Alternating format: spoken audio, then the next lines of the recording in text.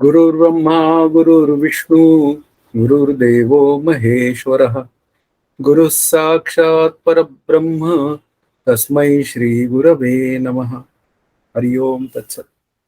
ध्यानदीपाचा अभ्यास सुरू आहे आणि आता खऱ्या अर्थाने पुढे 126 ते पुढे काही श्लोक हे ध्यानदीपाचा अस्सल ध्यानदीपाचा विचार करणारे आपल्या अभ्यासात येणार आहे. पण या ध्यानाचा मुख्य विषय काय आहे असं जेव्हा विचार करायची वेळ येते त्यावेळी ध्यानाला बसण्याचं मूळ उद्दिष्ट हे केवळ आत्मरूप होणं आणि त्या आत्मस्वरूपाविषयी जर काही माझ्या अंतःकरणात संशय असतील की वास्तवात ते स्वरूप आहे काय, तर ते स्वरूपाविषयी असलेला संशय निघून जाणं. आणि अशा पद्धतीने आपल्याला ध्यान ही प्रक्रिया अनेक पद्धतीने अनेक प्रकारे आपल्या पुढे ती मांडता येते आणि ती आपल्याला परफॉर्मही करता येते. त्याचं एक कारण असं आहे की एकाच एक पद्धतीचा कधी कधी कंटाळा येऊ शकतो किंवा मोनोटोनस होऊ शकतो. पण अनेक पद्धतीने आपण जर का ध्यान विचार केला, अनेक पद्धतीने आपण ध्यान साधना केली तर आपल्याला त्याचा फायदाही मिळतो. आता अनेक पद्धती या शब्दाचा अर्थ मला माझ्या श्री गुरूंनी सांगून दिलेली पद्धत आणि त्याच्यामध्ये थोडाफार केलेला बदल, बस एवढाच विचार आपल्याला त्या ध्यान पद्धतीमध्ये म्हणजे थोडाफार बदल करण्यामध्ये, म्हणजे त्या साधनेचं जरा थोडंसं स्वरूप बदलण्यामध्ये एवढाच विचार आपल्याला करता येऊ शकतो. आता 118वा जो श्लोक आहे तो असं सांगतोय की नित्य व सत्य आत्मा आढळ आहे. आत्मस्वरूपाविषयीच त्या ध्यानाचा विषय जोडला गेलेला असल्यामुळे ते आत्मस्वरूप आढळ आहे, म्हणजे ज्याच्यामध्ये बदल होत नाही असं ते आढळ पद आपण ध्रुव ताऱ्याला म्हणतो की ते आढळ आहे, त्याच्या तो उत्तर दिशेला सतत असतो आणि अशा पद्धतीने त्याच्यावरनं आपल्याला दिशा ठरवता येतात, म्हणून त्याला आढळ तारा असं आपण म्हणू शकतो. तसंच हे ब्रह्म आढळ आहे. आता ध्रुव ताऱ्याचं आढळ पद वेगळं, कारण ते सापेक्षित आढळ पद आहे आणि ब्रह्माचं आढळ पद जे आहे ते निरपेक्ष आहे. त्याच्यामध्ये कुठलीही तुलना किंवा कुठलाही संशय असण्याचं काही कारण नाही. म्हणून 118वा श्लोक असं सांगतोय, हे ब्रह्म नित्य असल्याने ज्ञानाने त्याचा बोध होतो. ज्ञान ब्रह्माला उत्पन्न करीत नाही. जे सत्य असते त्याचे ज्ञान करून देणारे प्रमाण नाही, म्हणून ते ज्ञान नष्टही होत नाही. आता हे ब्रह्म नित्य असल्याने ज्ञानाने त्याचा बोध होतो. आता नित्य आहे, ते नित्य शब्दामध्ये पुन्हा असतची असे, त्याच्यामध्ये आपण कालाचाही विचार करू शकतो. कालही आहे, आजही आहे आणि उद्याही आहे, अशा पद्धतीने त्याची नित्यता आहे. आपल्या शरीराच्या नित्यतेचा विचार जेव्हा करायची वेळ येते तेव्हा शरीर काल नव्हतं आज आहे आणि उद्या नसेल, अशा पद्धतीने त्याची नित्यता बोलली जाते. पण ब्रह्म मात्र नित्य आहे आणि नित्य आहे या शब्दाचा अर्थ ज्याचा जन्म नाही म्हणून त्याला स्थिती नाही आणि म्हणून त्याला मरण नाही, अशा पद्धतीने स्वरूपे करून अनादी अशी त्याच्याबद्दल एक बोलणी केली जाते की ते त्याचा जन्मच नसल्यामुळे ते स्वरूप दृष्टीने अनादी आहे, पण माया नावाचं तत्व हे प्रवाह रूपाने अनादी आहे. या शब्दाचा अर्थ त्या मायेचा प्रवाह सतत वाहत आहे आणि त्याच्यामध्ये आपल्याला कुठे थोडी कमी जागा मिळत नाही, म्हणून आपण म्हणतो की माया अनादी आहे, पण ती प्रवाह रूपाने अनादी आहे आणि ब्रह्म स्वरूपे करून अनादी आहे. म्हणून ते नित्य आहे आणि ते मी आहे, म्हणून मी सुद्धा नित्य आहे. म्हणून माझं शरीर असेल किंवा नसेल पण मी मात्र असेल, अशा पद्धतीने भूमिका आपल्याला कळली पाहिजे. कारण जेव्हा माझ्या पत्नीचं निधन झालं त्यावेळी माझ्या आणि श्रीगुरूंमधला संवाद आहे की ते मला म्हणाले की अरे उदय, ती गेली नाही कारण ती आलीच नाही, असा तो विचार आहे. म्हणजे याचा अर्थ काय आहे, ती नित्य आहे. मग ती आज आहे आणि नाही हे विषय आपण आपल्या अंतःकरणात चर्चा करण्याचं कारण काय, म्हणजे आठवण होणं हा काही दोष नाहीये, पण लक्षात ठेव आठवणीच्या लाटेत जीवन जगणं हा मात्र दोष आहे. म्हणजे याचा अर्थ काय आहे, वास्तवात ती गेलीच नाहीये हा जो विचार त्यांनी जो माझ्या अंतःकरणात रुजवला तो कुठला विचार आहे, तर तो नित्यतेचा विचार. आत्मरूपाने येणं आणि जाणं हे नाही आपल्याला, पण पुन्हा शरीर रूपाने येणं आणि जाणं आहे, पण ते येणं जाणं मात्र मिथ्या स्वरूपाचं आहे. म्हणून आपल्याला त्या आत्मस्वरूपाचा बोध करून घ्यायचा असेल तर तो ज्ञानाने होतो. या शब्दाचा अर्थ ज्ञानरूपतेने होतो. ज्ञानाने या शब्दाचा अर्थ त्या बोधाचे विचार दोन पद्धतीने करता येतात. एक वृत्ती ज्ञानाच्या स्तरावर होणारा बोध आणि एक सहजावस्थेतला बोध. वृत्ती ज्ञानाच्या स्तरावर प्रथम होणारा बोध असतो, त्या अज्ञानाची निवृत्ती होते आणि मग तिथे मला वृत्तीला असं लक्षात येतं की तो आत्मा मी आहे. अशा पद्धतीने ते आनंदाचं जे काय स्वरूप आहे ते मी आहे या पद्धतीने मला कळतं. पण पुढे त्या वृत्तीतला जो मी आहे तो 6 मध्ये विलीन होतो आणि तिथे सहजता सिद्ध होते. म्हणून इथे आत्ताचा जो सांगण्याचा विचार आहे की ज्ञानाने त्याचा बोध होतो, याचा अर्थ त्याच्याशी एकरूप होऊनच मला ते तत्व कळून घ्यावं लागतं. पण पुढे मात्र ते विचार मांडताना असं म्हणतायत, ज्ञान ब्रह्माला उत्पन्न करत नाही, कारण पुन्हा ब्रह्म कसं आहे ते असतची असे. ज्ञातृज्ञेया वीण नुसधेची जे ज्ञान, म्हणजे होणाऱ्या ज्ञानापेक्षा असलेलं वेगळे पद्धतीचं ज्ञान म्हणजे ते असणारं ज्ञान, अशा पद्धतीने बोललं जातं. किंवा सुखाच्या भाषेत बोलायची वेळ आली तर पदार्थ निरपेक्ष सुख अशा पद्धतीने बोललं जातं. म्हणून ते ज्ञान, जे ज्ञान आहे म्हणूया ते वृत्ती ज्ञान आहे, ते ब्रह्माला उत्पन्न करत नाही, याचा अर्थ ब्रह्म असतची असे. मग आता त्याचा विचार कसा करायचा? पुन्हा जे नको असलेला जो विचार आहे की अस्तित्वाच्या संदर्भातला विचार जेव्हा करायची वेळ येते त्यावेळी त्या सापेक्षित अस्तित्वाचे जे सगळे माझ्या अंतःकरणातले जे विचार आहेत ते बाजूला पडले की मग मला खऱ्या अस्तित्वाचा मला अनुभव येतो. म्हणून इथे ब्रह्म हे 5 ज्ञानेंद्रिय आणि 6 प्रमाणांना कळत नाही किंवा ते उत्पाद्य नाही, संस्कार्य नाही, ही पण भाषा माझ्या श्रीगुरूंनी लिहिलेली आहे. कारण या जगातली प्रत्येक वस्तू ही उत्पाद्य असते. तिचं उत्पादन करता येतं, तिच्यावर संस्कार करता येतात. उदाहरणार्थ कारचा एखादा पार्ट बिघडला तर त्याच्यावर संस्कार करून आपण त्याला पुन्हा रिपेअर करून बसवू शकतो. हल्ली फॅशन आहे पार्ट बदलून टाका वगैरे, तरी सुद्धा काय आहे दुसरा पार्ट आहेच ना त्याच्यासारखा. म्हणजे याचा अर्थ काय आहे की सावयव साकार वस्तूंमध्ये उत्पाद्यता आहे, संस्कार्यता आहे, पण आत्मस्वरूप मात्र एकमेव अद्वितीय असल्यामुळे किंवा आपण म्हणूया ते निरवयव निराकार असल्यामुळे त्याच्या संबंधी असे आपल्याला उत्पाद्य संस्कार्य हे विचार करता येत नाही. म्हणून ते 5 ज्ञानेंद्रिय आणि 6 प्रमाणांनाही कळत नाही. कारण काय आहे, काही गोष्टी प्रमाणांनी कळतात. आता रूप हा डोळ्याचा विषय आहे, म्हणून डोळ्याला रूप दिसून कळतं. आता कळण्याचा जो विचार आहे तो स्वरूपाकडचा विचार आहे, पण दिसणं नावाची जी गोष्ट आहे ती आपण म्हणूया डोळ्याकडची आहे. पण आत्मस्वरूप एकमेव अद्वितीय असल्यामुळे ते मला वेगळेपणाने दिसून कळत नाही.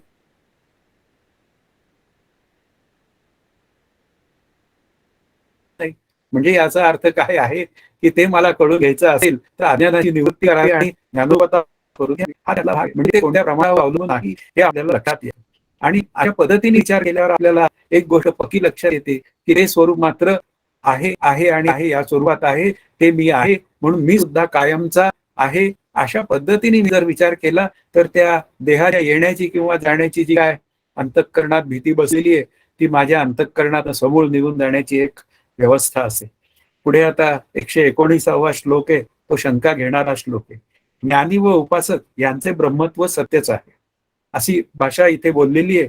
आणि तो श्लोक असं सांगतो, जर उपासकाचे ब्रह्मत्व सत्य मानावयाचे असेल तर पामर माणसे व पशुसारखे तिर्यक योनीतील प्राणी यांना ब्रह्मत्व नाही काय? आता आपल्याला लक्षात घ्यायचंय की हे उपासक म्हणजे तो एक साधक आहे. साधक त्याची उपासना करतो आणि उपासना करून त्याला ब्रह्मस्वरूपाशी एकरूप व्हायचं असतं.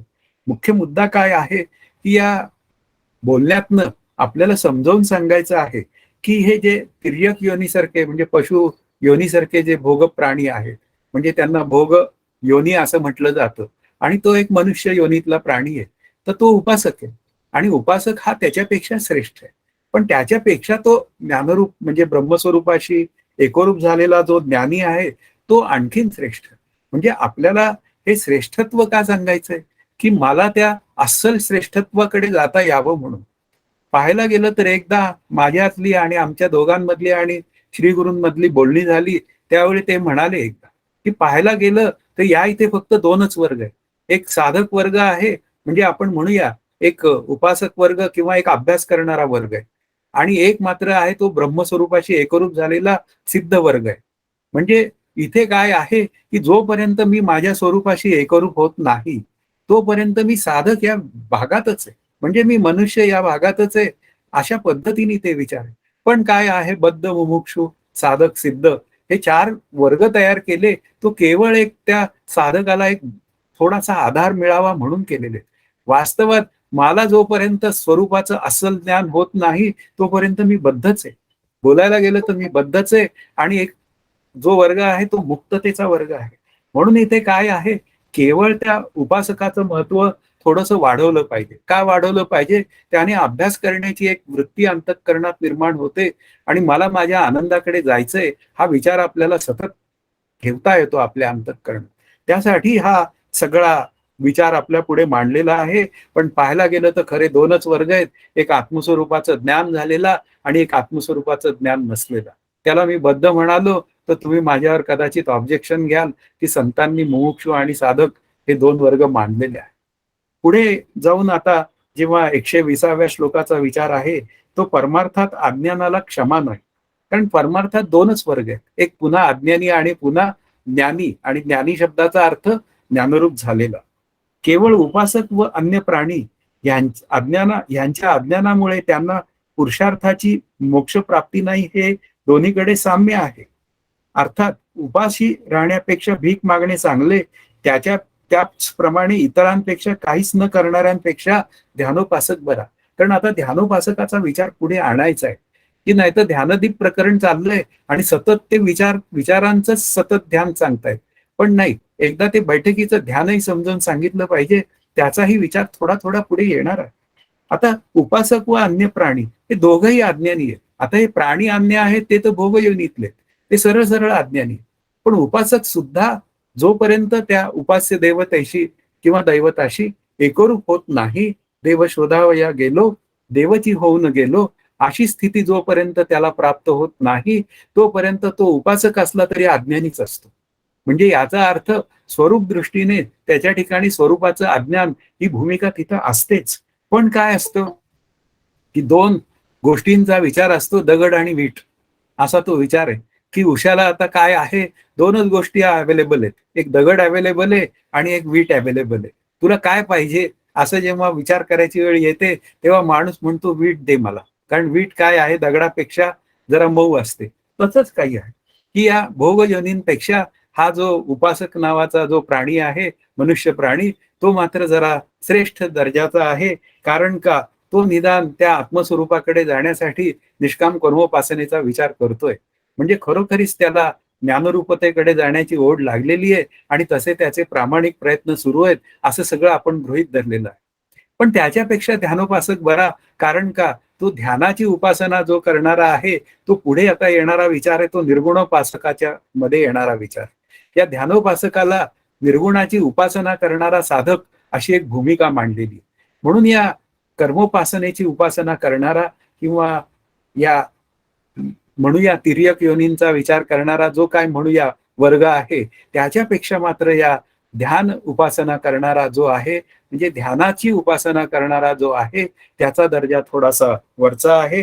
कारण का, त्या ध्यानातनच त्याची अंतःकरण वृत्ती शांत होते आणि तो खऱ्या अर्थाने आत्मानात्म विचार करण्यासाठी पुढे जाऊ शकतो. पुढे आता 121वा जो श्लोक आहे तो असं सांगतोय, परमार्थ दृष्टीने माणसातील तारतम्य. पामरांच्या जीवनापेक्षा कर्माधिकांचे अनुष्ठान करणारे श्रेष्ठ, त्याहून सगुणाचे उपासक श्रेष्ठ व त्याहून निर्गुणाचे उपासक श्रेष्ठ. अशी भूमिका या 121व्या श्लोकाची आहे. म्हणजे याचा अर्थ काय आहे की पामर म्हणजे ज्याच्या ठिकाणी 3 दोष आहेत ते मल, विक्षेप आणि आवरण दोष. पाप करण्याची वृत्ती, चित्तातील चंचलता आणि आत्मस्वरूपाचं अज्ञान हे पामराचं वैशिष्ट्य. जयाचं नाही आत्मज्ञान या नाव बद्ध अशी भूमिका आहे. आणि बद्ध हा शब्दाचा अर्थ पामर. म्हणजे ज्याला आत्मज्ञानाचा पत्ता नाही तो पामर आहे. पण पुढे काय म्हणतायत, हे त्या पामरापेक्षा कर्माधिकांचं अनुष्ठान करणारे जे आहेत की जे देवाला प्राप्त करून घेण्यासाठी अगदी स्वर्गाला जाण्याच्या निमित्ताने का होईना ते निदान त्या देवाची उपासना करतात. ते थोडस का होईना त्या यज्ञाधिकांची कर्माची भूमिका मांडतायत किंवा ते थोडेसे उपास तापास का होईना करतायत. म्हणजे याचा अर्थ तप का होईना थोडंसं त्यांच्या शरीराला घडतंय. पण काय आहे, पामराच्या जीवनापेक्षा जगण्यापेक्षा ते थोडेसे जरा वरच्या दर्जाचे आहेत एवढाच त्याचा विचार करतायत. पण पुढे त्याच्यापेक्षा जेव्हा आणखीन वरच्या दर्जाचा विचार करायची वेळ येते त्यावेळी सगुणोपासक हा श्रेष्ठ ठरतो. कारण सगुणोपासकामध्ये काय आहे, ते सगुण जी मूर्ती आहे तिची उपासना केली जाते, तिच्या जवळ बसलं जातं, तिच्या निमित्ताने प्रतिमा पूजा करण्याच्या निमित्ताने आपण आपल्या अंतःकरणामध्ये थोडीशी नामसाधना करू शकतो. त्या सगुणोपासना करण्याच्या निमित्ताने त्या सगुणाचं ध्यान थोडंसं होण्याची तिथे एक व्यवस्था असते, तरी पण ते थोडंसं स्थूलच आहे. त्या सगुणाच्या कथा ऐकता येतात, म्हणजे ज्याची प्रतिमा मी मूर्ती म्हणून उपासना करतोय, त्या सगुण उपासकाची म्हणजे सगुण विष्णूची मी उपास्य देवतेची म्हणजे विष्णूची मी तिथे पूजा करू शकतो, त्याच्या कथा ऐकू शकतो. त्याच्या कथा मी ऐकल्या तर हे माझ्या अंतःकरणामध्ये या देहादी प्रपंचाच्या कथा थोड्या डायल्यूट होण्याची तिथे व्यवस्था असते. म्हणून इथे सगुणोपासक त्या दोन्ही उपासकांपेक्षा श्रेष्ठ आहे. आणि मग सर्वात श्रेष्ठ कोण आहे या चौघांमध्ये, तर तो निर्गुणोपासक श्रेष्ठ आहे. म्हणजे याचा अर्थ काय आहे, की मी विष्णू आहे अशा पद्धतीने ध्यान करणारा साधक. म्हणजेच त्या मी आणि विष्णू या दोघांमध्ये काही फरक नसून, या शब्दाचा अर्थ फरक नसून या दृष्टीचा आत्मदृष्टीने आम्ही दोघं एकरूप आहोत अशा पद्धतीने जो निर्गुणाची उपासना करतो, म्हणजे भगवान विष्णूंची उपासना करतो, त्यालाच आपण ध्यानोपासक असं म्हणूया. तर तो ध्यानोपासक या सर्वांपेक्षा श्रेष्ठ आहे अशा पद्धतीने आपल्याला या 4 दर्जांमधला फरक या 121व्या श्लोकाच्या निमित्ताने समजावून सांगितला. पुढे 122वा श्लोक जो आहे तो ह्यातील तरतम भावांचं कारण काय, हे जे 4 पद्धतीने माझ्या पुढे 4 भाव मांडले, तर त्यातला तरतम भाव असा एकाएक पुढे असा जात असतो, की त्या कर्मोपासक हा पामरापेक्षा श्रेष्ठ आहे, त्याच्यापेक्षा सगुणोपासक श्रेष्ठ आहे, त्याच्यापेक्षा निर्गुणोपासक श्रेष्ठ आहे. तर यातील तरतम भाव आहे, श्रेष्ठ कनिष्ठतेचा भाव आहे, तो काय पद्धतीचा आहे. तर ज्ञानरूपतेपर्यंत विज्ञान जे साधक घेऊन जाते, जे साधन घेऊन जाते, त्याचे वाढते महत्व राहते. निर्गुणोपासना हळूहळू प्रत्यक्ष ब्रह्मरूपात रूपांतरित होते, ब्रह्मज्ञानात रूपांतरित होते. आता ज्ञानरूपतेपर्यंत कंसात विज्ञान असा अर्थ दिलाय. आता हा विज्ञान शब्दाचा अर्थ असा आहे, की ज्ञानाचं विज्ञान झालं, म्हणजे ज्ञानाला सहजता आली, की त्याला विज्ञान असा शब्द बोलण्याची व्यवस्था आहे. तिथे समर्थांचं विज्ञान शब्द जो आहे तो असा ज्ञानरूपतेच्या दृष्टीने बोलला गेलेला विचार. मग जे साधन मला ज्ञानरूपतेपर्यंत घेऊन जातं ते सर्वात श्रेष्ठ असतं आणि त्यातच ती निर्गुणोपासना आहे, म्हणजे ध्यानोपासना आहे. तिच्यामध्ये निष्काम कर्म पण आहे आणि निष्काम उपासना पण. अशा पद्धतीने मी जर का निष्काम कर्मोपासना केली तर उत्तरोत्तर माझी अंतःकरण वृत्ती शांत होते आणि त्या शांत अंतःकरण वृत्तीमध्ये मी अज्ञान निवृत्तीचा उपाय शोधू शकतो. कारण आत्मप्राप्तीचं कुठलंही साधन नाही. मी कोण आहे हे शोधायचं असेल तर त्यावर आलेलं जे आवरण आहे ते मला दूर करायचं. म्हणून ही निर्गुणोपासना जी आहे तीच हळूहळू त्या आनंद रूपतेपर्यंत म्हणजे अज्ञानाची निवृत्ती करून आनंद रूपतेपर्यंत मला ती घेऊन जाते. म्हणजे ती प्रत्यक्ष ब्रह्मज्ञानात रूपांतरित होते अशी एक भाषा कल्पित रूपाने बोलली जाते. म्हणून ती उपासना करणारा साधकही या तिघांपेक्षा श्रेष्ठ असतो.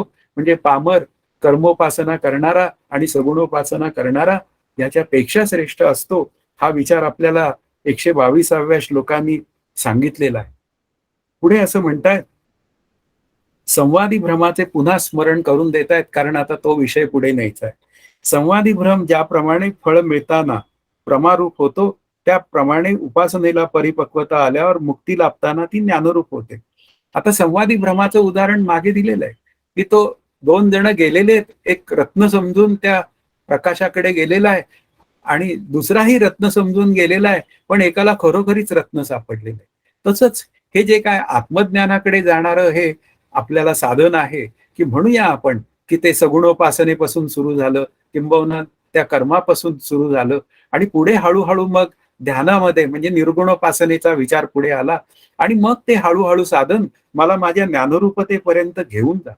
म्हणजे मला रत्न म्हणजे ज्ञानरूपतेचं रत्न माझ्या हाती प्राप्त होतं, याचा अर्थ मी ज्ञानरूपच होऊन जातो. म्हणजे इथे काय आहे, की ती जी मुक्ती आहे, ती मुक्ती नावाचं फळ मिळताना प्रमारूप होतो आणि प्रमा शब्दाचा अर्थ ज्ञान. मग ती व्यक्ती ज्ञानरूप होऊन जाते. म्हणून इथे काय आहे, उपासनेला परिपक्वता येणं हेच आपल्या अभ्यासाचं खरं लक्षण आहे. आणि परिपक्वता केव्हा येते, त्यावेळी उपास्य उपासक भाव संबंध हा शांत झाला पाहिजे, की मी एखादी उपासना करतोय आणि ती करावीच. पण त्या उपासनेचे 2 भाग आहेत. एक ती ज्ञानरूप होण्यापूर्वीची उपासना आणि एक ज्ञानोत्तर उपासना. ज्ञानरूप होण्यापूर्वीची उपासना असते, त्याच्यामध्ये उपास्य उपासक भाव संबंध असतो, की मी कोण आहे, त्या देवाची उपासना करणारा, श्री गुरुची उपासना करणारा साधक आहे. आणि अशा रीतीने उपासना सुरू होते. पण एक दिवस मी त्या उपास्य दैवताशी एकरूप होतो, त्यावेळी उपास्य उपासक भाव संबंध हा गळून पडतो आणि दोघं एका पातळीवर म्हणजे आनंदाशी एकरूप आहेत हे समजून येतं. श्री गुरु संत किंवा उपास्य देवता ही सहजच आत्मरूप आहे. पण मी नाही म्हणून मी उपासना करतो आणि म्हणूनच मी माझ्या स्वरूपाशी एकरूप होतो. म्हणून इथे काय आहे, परिपक्वता या अभ्यासातली ही आपल्या दृष्टीने खूप महत्वाची आहे. म्हणून ही उपासनाच आपल्याला ब्रह्मस्वरूपापर्यंत घेऊन जाते आणि अशी जी उपासना आहे निष्काम कर्मोपासना, ध्यानोपासनेच्या निमित्ताने ती आपल्या दृष्टीने खूप महत्वाची आहे.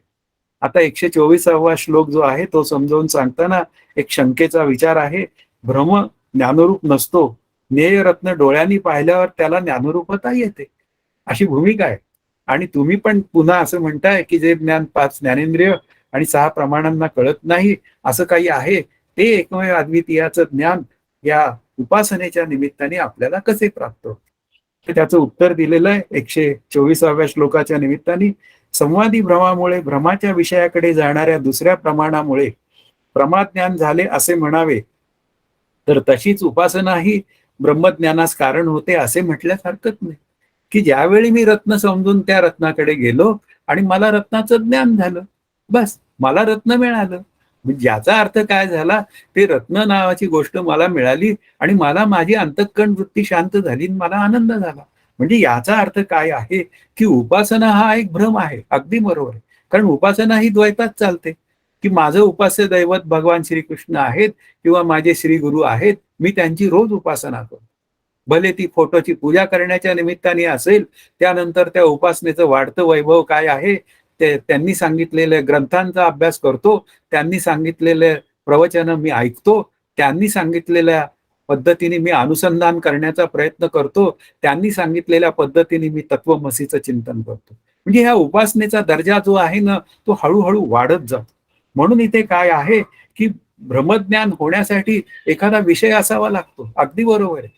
की ज्यावेळी आपल्याला डोळा नावाचं इंद्रिय आहे, तर त्याच्या पुढे रूप हा विषय असावाच लागतो. मग तसंच काहीतरी उपास्य जो उपासक आहे त्याच्या पुढे उपास्य दैवत अशा पद्धतीने एक संवादी भ्रमाचा विचार पुढे आहे. तो ग्रंथाच्या रूपाने असेल किंवा त्या मूर्तीची पूजा करण्याच्या निमित्ताने असेल किंवा त्या मूर्तीचं ध्यान करण्याच्या निमित्ताने असेल. पण हे विचार आपल्या पुढे येणारच आहे. अशा पद्धतीने ती उपासना नावाची गोष्ट आहे, ती काय करते, तर या जगताविषयी असलेलं जे नको असलेलं चिंतन आहे त्याला शांत करते. हाच मुख्य विचार, की आपल्याला काय करायचंय, की ते ज्ञानरूपता म्हणजे ते ब्रह्म शोधायचंय. पण ते ब्रह्म शोधायचं असेल तर ते कसं शोधायचं, तर त्या ब्रह्मस्वरूपावर आलेलं जे जणू काही अज्ञानाचं सावट आहे ते दूर करून आपल्याला त्या ज्ञानरूप ब्रह्मस्वरूपाची प्राप्ती करून घ्यायची. उदाहरणही दिलं जातं, शेवाळ बाजूला केलं की आपल्याला पाणी नावाची गोष्ट सहजच उपलब्ध आहे. तसंच काहीसं ही उपासना हे शेवाळ दूर करण्याचं काम करते. नको असलेले जे विचार आहेत ते जर दूर करायचे असतील तर हवे असलेल्या विचारांची गरज असते. आणि ती जर गरज आपल्याला आपल्या अंतःकरणात उपलब्ध करून द्यायची असेल हव्या असलेल्या विचारांची, तर नको असलेल्या विचारांची भाऊ गर्दी दूर मला करावी लागते. आणि तरच मी माझ्या खऱ्या आनंदाच्या विचारांची त्या अंतःकरणामध्ये पेरणी करू शकतो. म्हणून इथे काय आहे, ती उपासना जरी द्वैतातली असली, विचार करण्याची उपासना असेल किंवा ध्यानाला मी बसतो अशा पद्धतीने ध्यानोपासना असेल, तरी सुद्धा तिथे मला आत्मानात्म विचार करून किंवा ध्यानाच्या निमित्ताने मी चित्ताचा चैतन्यात लय करून मला त्या आनंदाचा अनुभव घेण्याची व्यवस्था तयार होते. शिवाय माझी अंतःकरण वृत्ती शांत होते, तो वेगळाच भाग. म्हणून इथे काय आहे, की सर्वसामान्य साधक जे माझ्यासारखे आहेत त्यांनी नसती उठाठेव करू नये. त्यांनी आपलं जे संत श्री गुरु सांगतात ते सगळं फॉलो करावं. अनेक संप्रदाय आपल्या पुढे आहेत. समर्थांचं म्हणणं आहे, तुटे वाद संवाद तो हितकारी. आपला वाद वाद म्हणजे समजून घेण्याची प्रणाली ती कशी असली पाहिजे, ती अद्वैत तत्वज्ञानाला चिंतनाला ती सरळ सरळ पूर्ण विचारांनी जाणारी असली पाहिजे. श्री गुरु संत यांची विचारसरणीला माझी विचारसरणी जोडणारी असली पाहिजे. अशी जर का ती जुळणारी विचारसरणी असेल तर ती मला आनंदाकडे घेऊन जाते. म्हणून साधकांनी फार मोठ्या भानगडीत पडू नये, नको त्यांनी एकांगी चिंतन करावं, ते जे श्री गुरूंनी सांगितलंय तसं, आणि स्वतःचं स्वरूप शोधावं, म्हणजेच देव शोधावया गेलो देवची होऊन गेलो. अशा पद्धतीने त्याचे विचार आहेत. ही माझी अत्यंत आवडती ओवी आहे, कारण या ओवीमध्ये सगळं परमार्थ अभ्यास साठवला गेलेला आहे. पुढे आता 125वा जो श्लोक आहे तो असं सांगतोय, मूर्तीच्या ध्यानाने चित्त एकाग्र करून अपरोक्ष ज्ञान होऊ शकते. आता इथे मूर्तीच्या ध्यानाचा विचार आलेला आहे. मंत्राचा जप, मूर्तीचे ध्यान यांनीही ज्ञान होऊ शकते असे म्हटले तर तसे होईलही. पण निर्गुण उपासनेला ज्ञान अतिशय जवळ आहे, हे तिचे वैशिष्ट्य आहे. आत्ताचा आपला सध्याचा मूळ सुरू विषय आहे तो निर्गुणाचं ध्यान. पण काय आहे त्याच्यामध्ये एक हा श्लोक आलेला आहे की मूर्तीच्या ध्यानाने चित्त एकाग्र करून अपरोक्ष ज्ञान होऊ शकते काय? होऊ शकते. त्याचं कारणच असं आहे की मूर्तीचं मंत्राचा जप, मूर्तीचं ध्यान याने माझी अंतःकरण वृत्ती शांत होऊ शकते. पण मध्ये एक शब्द आहे, अज्ञानाची निवृत्ती होऊन मला ज्ञानरूपता आहे. म्हणजे काहीही झालं तरी अज्ञानाची निवृत्ती हे कोणाला चुकलेलं नाही. म्हणून हे मंत्र जप, मूर्तीचे ध्यान हे माझं अंतःकरण वृत्ती शांत करतात. तसाच हा निर्गुणोपासक आहे. पण तो सर्वात जरा श्रेष्ठ दर्जाचा आहे. कारण का? त्याला अंतःकरण वृत्ती शांत करण्याची कला आहे. आणि कला असल्यामुळे तो त्या ध्यानाला बसू शकतो आणि त्या निमित्ताने तो चित्ताचा निरोध करून तो आपल्या आनंदाकडे जाण्याचा प्रयत्न करू शकतो. म्हणून इथे काय आहे, हळूहळू ती अंतरंगता जी आहे किंवा अंतरंग अधिकाराची अंतरंगता जी आहे ती आपल्याला समजून घ्यायची. ती अधिकार जो नावाची गोष्ट असते ती आपल्याला हळूहळू वाढवावी लागते. आणि तो अधिकार वाढला की मग मला माझ्या ज्ञानरूपतेकडे जाण्याचा मार्ग हा आपल्याला खूप जोराने किंवा नेटाने चालवता येतो. हा त्यातला भाग आहे. म्हणून इथे निर्गुण उपासना ही जास्त अंतरंग उपासना आहे या मंत्र जपापेक्षा, एवढंच या श्लोकात आपल्याला समजावून सांगायचं. 126वा जो श्लोक आहे, ह्या जवळिकीचे स्वरूप काय आहे. आता इथून पुढे त्या ध्यानासंबंधीचे विचार काही आपल्या पुढे येणार आहेत. निर्गुण उपासनेला जेव्हा परिपक्वता येते तेव्हा हळूहळू सविकल्प समाधी लागते. त्यानंतर हळूहळू अगदी अलगदपणे निरोध म्हणजे निर्विकल्प समाधी लागते. म्हणजे बैठकीच्या ध्यानाचा विषय आता सुरू झालेला आहे की त्या निर्गुणोपासनेतनं या बैठकीच्या ध्यानाची विचारधारा या श्लोकापासून मांडायला सुरुवात केली की हळूहळू सविकल्प समाधी लागते. आता तेच आपण पुन्हा 4 देहांचा विचार करतो, स्थूल, सूक्ष्म, कारण आणि महाकारण, की ध्यानामध्ये बसल्यानंतर बैठकीच्या ध्यानाला स्थूल देहाचा विसर, त्यानंतर सूक्ष्म देहाचा विसर. जेव्हा आपण आपली अंतःकरण वृत्ती मला माझ्या श्रीगुरूंनी दिलेल्या ध्यानावर मी जेव्हा एकाग्र करतो तेव्हा मात्र ती वृत्ती इतर विचारांपासून दूर होते. समजा एखादा विचार आला तर तिथून पुन्हा ती मंत्रावर आणायची, तिथं तो आलेल्या विचाराची चिरफाड करायची नाही, थेट पुन्हा त्या मंत्रावर यायचं आणि मी माझी वृत्ती मंत्रावर कॉन्सन्ट्रेट करायची आहे. आणि मग मंत्रावर कॉन्सन्ट्रेट केल्यानंतर हळूच अलगदपणे मला माझ्या आनंदाचा अनुभव घेऊन जातो, फ्रॅक्शन ऑफ सेकंड. आणि पुन्हा मी माझ्या त्या मंत्रावर येतो. याचा अर्थ हा पाठ शिवणीचा खेळ सतत चालू राहतो. आता जेव्हा मंत्रावर येतो तेव्हा तो त्या सविकल्प समाधीचा विचार असतो. तिथं मी मंत्रावर आहे ही एक वृत्ती तिथं असते. आणि त्याच वेळी जेव्हा तो फ्रॅक्शन ऑफ सेकंद आनंदाशी एकरूप होतो त्यावेळी तो निर्विकल्प समाधीचा विषय असतो. म्हणजे अशा पद्धतीने त्या निर्विकल्प समाधीपर्यंत ही मला निर्गुणोपासना घेऊन जाते. हा त्यातला भाग आहे. आणि तो मला माझ्या अंतःकरणात सिद्ध करता आला पाहिजे. त्याने माझी अंतःकरण वृत्ती शुद्ध आणि शांत होते. आणि अशी शुद्ध आणि शांत झालेली अंतःकरण वृत्ती ती ध्यानात न उतरल्यानंतर बराच काळ तशी राहते. त्या काळात मात्र मी या आत्मानात्म विचाराचा अभ्यास हा करायची खूप मोठी एक तिथे अपेक्षा असते. आणि तो जर तिथं अभ्यास व्यवस्थित वेळेवर केला गेला तर मी माझ्या आनंदाकडे जायला फारसा वेळ लागत नाही. याचा अर्थ आयुष्याचा फार काळ त्या ज्ञानरूपता जाणून घेण्यासाठी लांबवता येत नाही. सहजच मी त्या आनंदाकडे रुजू होतो.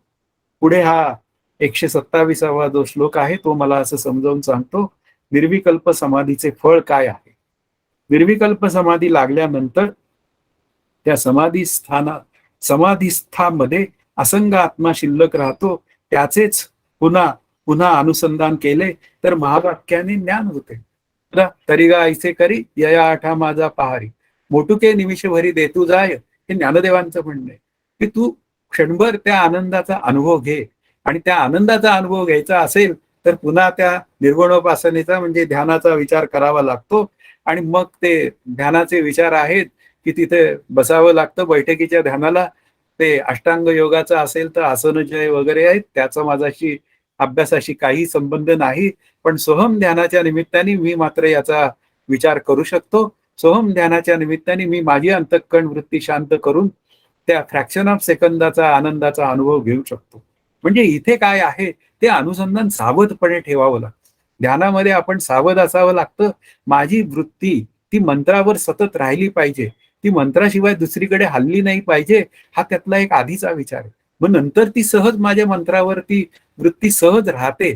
अशी सहज राहीपर्यंत मला तो ध्यानाभ्यास करावा लागतो. आणि तिथून पुढे मला खऱ्या अर्थाने त्या म्हणूया अनुसंधानाचा म्हणजे त्या खऱ्या आनंदाचा फ्रॅक्शन ऑफ सेकंद मिळतो. म्हणजे इथे सावधपणा मला ठेवला पाहिजे असं माझं श्रीगुरु सांगतायत. त्याचं कारणच आहे की समर्थ म्हणतात, इकडे दृश्य तिकडे देव, मध्ये शून्यत्वाचा ठाव, तया प्राणी मंद बुद्धिस्तव ब्रह्म म्हणे. म्हणजे त्या ठिकाणी फक्त एकच घोटाळा होण्याची शक्यता असते की मी झोपून जायची शक्यता असते. आणि झोपेमध्ये मला असं वाटायला लागतं की हेच ब्रह्म आहे. वास्तवात मी झोपलेलो होतो, त्या मंत्रावरची माझी दृष्टी ही निघून गेलेली आहे. दृष्टी शब्दाचा अर्थ वृत्ती निघून गेलेली आहे. आणि मग मी झोपेतून 15 मिनिटांनी उठतो आणि मी म्हणतो वा काय छान ध्यान झालं. पण हे ध्यान असं असतं, ते मला कळून घेतलं पाहिजे की ते शून्याकडे जाणारं ध्यान नको, म्हणजे मी झोपेत जाणारा ध्यानस्थ नको. आणि असं नको असेल तर चित्ताचा निरोध करताना किंवा या सोहम साधनेमध्ये त्या मंत्रावर दृष्टी आपली सतत ठेवताना जो सावधपणा आहे तो आपल्याला सावधपणा ठेवावा लागेल. पहिल्यांदा तो सावधपणा ठेवावा लागतो, कारण वृत्ती ही सारखी हालत असते बाहेर. इथून पुन्हा त्या वृत्तीला जागेवर आणावं लागतं आणि त्या मंत्राचा त्याला पुन्हा आपल्याला हे सतत त्याच्या मागे धोशा लावावा लागतो. आणि अशा पद्धतीने मग ती हळूहळू वृत्ती त्या मंत्रावर स्थिर होते आणि मला माझ्या आनंदाचा अनुभव येतो. आणि त्यानंतर मग जेव्हा माझी अंतःकरण वृत्ती सहज शांत राहते, तिथे मात्र महावाक्य चिंतन घडलं की माझं काम होऊन जातं. चांगदेव महाराजांचं काय झालं, 1400 वर्ष त्यांनी योग केला. त्यांची अंतःकरण वृत्ती ही अतिशय सॉफ्ट आणि शुद्ध झालेली होती. 65 ओव्यात त्यांचं काम झालं. आपल्याला 5000 ओव्या लागल्या तरी हरकत नाही, पण 1400 वर्ष तरी आपली एवढा वेळ आपल्याला वाया किंवा आपल्याला घालवायची गरज नाही. मी वाया शब्द बोलत नाही, तेवढा वेळ घालवायची गरज नाहीये. आपल्याला कमी वेळात अभ्यास करता येईल, ही त्यातली महत्वाची भूमिका आहे. म्हणून इथे तो आत्मा मी आहे असं महावाक्य चिंतन त्या शुद्ध झालेल्या शांत झालेल्या त्या ध्यानाने शुद्ध आणि शांत झालेल्या अंतःकरण वृत्तीत सहज करता येणं शक्य असतं. आणि तेच चिंतन आपल्याला माझ्या आनंदाकडे घेऊन जातं, हा विचार आहे. म्हणून इथे ध्यानाचा जो विचार आहे तो निर्गुणोपासनेचा विचार आहे. आणि त्यातूनच आपण आपल्या आनंदाकडे जाऊ शकतो. समर्थांचंही तेच म्हणणं आहे, आत्माराम उपासना तेणे पाविजे निरंजना, निसंदेहे अनुमाना ठावची नाही. मग त्या आत्मारामाची उपासना करायची असेल तर ती स्वरूपाशी एकरूप होऊनच करावी लागते. अशा पद्धतीने आधी जी उपासना होते ती साधकावस्थेतली उपासना आहे. आणि नंतर जी उपासना होते तिला आपण ज्ञानोत्तर उपासना असं म्हणूया. ती उपास्य देवतेशी एकरूप होऊन झाल्यानंतर ते जे काय ध्यान होतं ते ज्ञानोत्तर ध्यान असतं. पण आधी आपलं पुन्हा मी ते महावाक्य चिंतन माझ्या अंतःकरणात रुजेपर्यंत, ज्ञानरूपता येईपर्यंत जे ध्यान आहे त्याचा विचार इथे सध्या चालू. आता त्या आत्म्याचं स्वरूप कसं आहे हे सांगणारा 128वा श्लोक आहे. शास्त्रात सांगितलेले आत्म्याचे निर्विकार असंग नित्य ज्ञानरूप ज्ञानपूर्ण इत्यादी धर्म बुद्धीला तात्काळ कळतात, त्याविषयी शंका राहत नाही. इथे विचार आहे, तो विचार असा आहे की ज्यावेळी एखादी व्यक्ती म्हणजे श्री गुरु नावाची व्यक्ती ती जेव्हा मला समजावून सांगते काही गोष्टी, त्यावेळी त्या समजावून सांगताना मला त्या गोष्टी वेगळेपणाने सहज कळतात. उदाहरणार्थ इथे आत्म्याचं स्वरूप सांगताना ते आत्मा निर्विकार आहे. आता निर्विकार या शब्दाचा अर्थ असा आहे की त्याच्यामध्ये विकार नाही. आणि विकार शब्दाचा अर्थ हा माझ्या देहाला विकार आहे. अस्ति जायतेपासून ते म्रियतेपर्यंतचे जे विकार आहेत ते माझ्या बुद्धीला कळतात. आणि ते माझ्या बुद्धीला वेगळेपणाने विकार कळत असल्यामुळे आत्मा निर्विकार आहे. आणि मग श्री गुरु मला समजावून सांगतात की देहाचे विकार तुझे विकार नाहीत, अशी अंतःकरण वृत्ती तुझे जर का स्थिर झाली तर याचा अर्थ तू निर्विकारी झाला. म्हणजे याचा अर्थ काय आहे की आपल्या देहाला विकार आहेत पण स्वरूपाला विकार नाही, आणि ते स्वरूप मी आहे. मग माझं साधन कोणतं? तर देहाचे विकार हे माझे विकार नाहीत असा दृढ निश्चय करणं. आता ही समजावून सांगितलेली जी गोष्ट असते ती सहज मानवाला कळते आणि ती बुद्धीला पटतेही. किंवा आत्मा असंग आहे. आता असंग आहे या शब्दाचा अर्थ की ते संग मला किती आहेत ते समजावून सांगतात. तुला तुझ्या देहाचा संग आहे, तुला तुझ्या मुलाबाळांचा संग आहे, तुला तुझ्या पुन्हा संपत्तीचा संग आहे, तुला तुझ्या पदांचा संग आहे. आता या संघातनं दूर हो. असंगोयम पुरुषः अशी श्रुती जेव्हा बोलते त्यावेळी तो पुरुष असंग आहे याचा अर्थ त्याच्या ठिकाणी हे संग नाही आणि ते मी आहे म्हणून हे संग सोड. याचा अर्थ हे संघ जे माझ्या अंतःकरणात विशेषत्वानी आहेत ते विशेषत्वानी असलेले संघ सोडायचे आणि सामान्य रूपाने मात्र व्यवहार करण्यापुरता या देहाचा आणि आत्मस्वरूपाचा कल्पित संघ तयार झालेला आहे. एवढ्या विचारात आपण देहबुद्धीचा म्हणजे देहाचा सगळा जो व्यवहार आहे तो करू शकतो आणि तो सुद्धा बाधितानुवृत्तीने की त्या ठिकाणी ते मी करतोय असा तिथे कुठेही दृष्टिकोन नसतो. किंवा तो नित्य आहे. आता नित्याने अनित्याची व्यावृत्ती होते. अनित्य शरीर अनित्य आहे, आत्मा नित्य आहे. अशा पद्धतीने हे बुद्धीच्या स्तरावर विचार सगळे सांगता येतात. तो ज्ञानपूर्ण आहे, ज्ञानरूप आहे, ज्ञानपूर्ण आहे. ज्ञानरूप या शब्दाचा अर्थ तो वेगळेपणाने कळणार नाही. तो एकमेव अद्वितीय असल्यामुळे तो पुन्हा ज्ञाता ज्ञान नेय या पद्धतीने कळणार नाही. हे सगळं मला असं बुद्धीच्या स्तरावर समजावून सांगता येतं. त्याविषयी काही शंका समाधान असेल तर करताही येतं आणि मग ही अविद्या कल्पित आहे ती विचारांच्या स्तरावर आहे म्हणजे मनाच्या स्तरावर आहे, बुद्धीच्या स्तरावर आहे. तर तिथून तू निवृत्त हो. हे मला समजावून सांगता येतं म्हणजे श्री गुरु मला समजावून सांगतात आणि ते मला कळूनही घेता येतं. पण जेव्हा ध्यानाचा विचार करायची वेळ येते, आता मुख्य विचार जो आहे त्यावेळी ध्यान असं अशा पद्धतीने समजावून सांगता येत नाही. तिथे मला असं समजावून सांगताना एक बोलू शकतो की तुझ्या स्थूल देहाचा विसर पडला पाहिजे, सूक्ष्म देहामध्ये तुझ्या त्या मंत्राशिवाय दुसरे विचार नकोत. त्यानंतर तुला तुझ्या आनंदाचा फ्रॅक्शन ऑफ सेकंद अनुभवली. आता हे सगळं जे काय विचार आहेत ना, हे ध्यानाला बसताना ध्यानाला बसल्यावर हे त्याला वेगळेपणाने समजावून सांगता येत नाही. त्याला अनुभव घ्यावे लागतात. पण हे बुद्धीच्या स्तरावर जेव्हा आपण विचार समजावून घेतो तेव्हा ते मला तात्काळ समजतात किंवा मी निशंक होण्याची तिथे खूप व्यवस्था असते. म्हणून शास्त्र विचार, श्री गुरु विचार याच्यानं माझी अंतःकरण वृत्ती जी तयार होते त्या जगत मिथ्यात्वाची अंतःकरण वृत्ती आणि ती तयार होऊन मग त्या जगताची निवृत्ती आणि मग मला माझ्या आनंदाचा अनुभव येतो आणि मग तिथे काही शंका उरत नाही. पण ज्यावेळी या निर्गुणोपासनेचा ध्यानाचा विचार करायची वेळ येते त्यावेळी मात्र मी श्री गुरूंना असं म्हणून दाखवू शकत नाही की मी आता तुमच्या समोर ध्यानाला बसतो. मग मी माझ्या श्री गुरूंसमोर ध्यानाला बसलो आणि आता मी त्यांना विचारायचं मग आता सांगा माझं ध्यान लागलं होतं का नाही. आता ते म्हणतील या ध्यानाला काय समजून सांग. म्हणजे आपल्याला लक्षात घ्यायला पाहिजे की ते बुद्धीच्या स्तरावर विचारधारा काही समजून सांगायची वेळ आली तर त्यांना नक्की लक्षात येतं की याला कितपत समजलंय किंवा नाही समजलं. मग त्या पद्धतीने आणखीन ते समजावून सांगू शकतात. म्हणजे इथे काय आहे स्वरूपाविषयी कुठलीही शंका राहू नये यासाठी आपण आपला अभ्यास केला पाहिजे. पुढे 129वा जो श्लोक आहे तो मला असं सांगतो, उपनिषदे असेच सांगतात. त्या निर्गुणोपासनेचा विचार आहे. अमृत बिंदू इत्यादी उपनिषदात योगाभ्यास यासाठी सांगितलाय. अशा रीतीने निर्गुण उपासनेने ज्ञानाशी जवळीक साधते. निर्विकल्प समाधीच्या साह्याने ती ज्ञानाची साधना बनते. म्हणून सगुण उपासनेहून ती साधना श्रेष्ठ म्हणजे ध्यान साधना. आता ती जी ध्यान साधना आहे त्याला अमृत बिंदू उपनिषदाचा म्हणूया दाखला आहे की हा योगाभ्यास नावाची जी गोष्ट आहे ती समजावून सांगताना जो ध्यानाचा संबंध मांडलाय अष्टांग योगाचा असेल, सोहम ध्यानाचा असेल तर तो सगुणापेक्षा थोडासा सूक्ष्म आहे. आता सगुणोपासनेमध्ये काय आहे, सगुणाचा विचार थोडा स्थूल आहे की त्या सगुणामध्ये ते मूर्ती आहे, त्या मूर्तीचं ध्यान आहे अशा पद्धतीने म्हणजे त्या मूर्तीची पूजा आहे. पण तो थोडासा स्थूलत्वाचा विचार. पण ध्यानात मात्र विचारच स्पष्टपणे त्या मंत्रावर कॉन्सन्ट्रेट केल्यामुळे आपण काय होऊन जातो सहजच त्या अंतःकरणात शांतता प्रस्थापित होऊन मी माझ्या स्वरूपाशी एकरूप होतो. म्हणून ती जी काय ध्यानाची प्रक्रिया किंवा ध्यानावस्थेचा विचार जो आहे तो थोडा सगुणोपासनेपेक्षा श्रेष्ठ आहे. याचा अर्थ इथे सगुणोपासनेला कुठंतरी दुय्यम स्थान द्यायचंय असं नाहीये. कारण हीच सगुणोपासना मला ती ध्यानोपासनेमध्ये कन्व्हर्ट होते. तीच पुढे त्या विचारांच्या निमित्ताने, आत्मानात्म विचारांच्या निमित्ताने अज्ञानाची निवृत्ती होऊन मला ज्ञानरूपतेची प्राप्ती करून देते. म्हणून इथे काय आहे, अशी ही उत्तरोत्तर परिपक्वता जी आहे अभ्यासाची, म्हणजे करत असलेल्या साधनांची, ही मोठी अपेक्षित असते या अभ्यासाच्या, म्हणजे या आत्मानात्म विचाराच्या प्रक्रियेमध्ये. पुढे आता हा 130वा जो श्लोक आहे, निर्गुण उपासना सोडून अन्य उपासना करू नये.